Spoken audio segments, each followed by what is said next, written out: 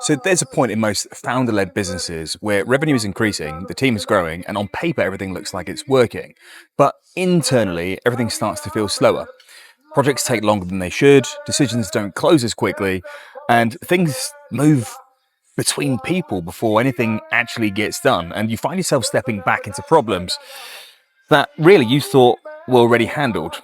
Now, from the outside, the business looks like it's growing, but inside something feels incredibly off. Now, at first, this just feels like growth. It feels like more people, more clients, more moving parts.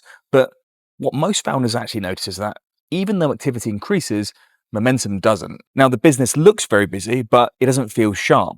And you've got more going on than ever, but somehow less is actually moving forward at the pace that it should. That's usually the first signal that something deeper is happening. Now, one of the clearest signs is how your day often starts and how it starts to change, more importantly.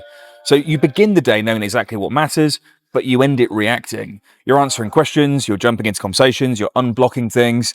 You're dealing with issues that weren't even yours or on your radar when you started your day. And the things that actually move the business forward don't get the time they need and deserve. Now, that's where leadership starts to shift from being directed to reactive. And once that happens consistently, execution across the organization starts to fragment. Now, at the same time, you start noticing that more things begin to come back to you. And decisions that should be made way lower down are getting escalated. Problems that should be handled completely somewhere else in a different layer of the business are now landing on your desk.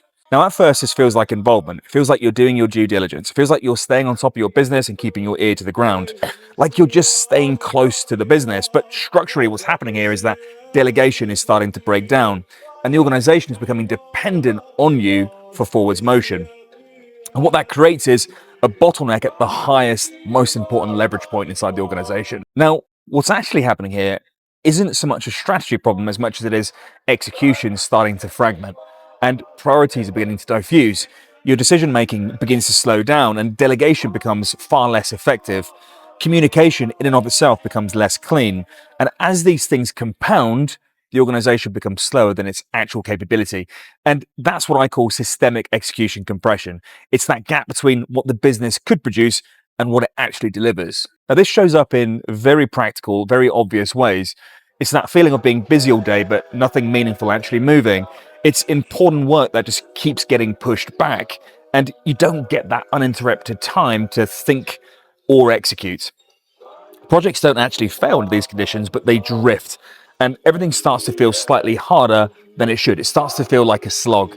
Now, individually, these things don't look particularly serious, but together, they slow the entire system down. Now, here's where it gets super important. Once execution starts to compress, the economic effects start to follow, and revenue velocity slows. Deals take longer to close. Opportunities lose momentum, and at the same time, operational costs increase. More time, more effort, more coordination is required to achieve the same outcomes. And so you end up with both suppressed high margin revenue and expanded cost structures. And that's what creates economic drag inside the business. Now, most founders don't immediately recognize this. There isn't that visibility. They look at the strategy, they look at the market, they look at the team, they look at external factors. But in many cases, the real issue isn't so much what the business is doing, but it's how the business is executing. Because the execution sits between strategy and results. It's that layer above that makes everything count or not. And when it breaks down, everything downstream gets distorted. So when a business feels like it's growing, but slowing down at the same time, it's not a contradiction as much as it is a signal. It's a signal that the organization is no longer executing cleanly. And that's where the real work begins.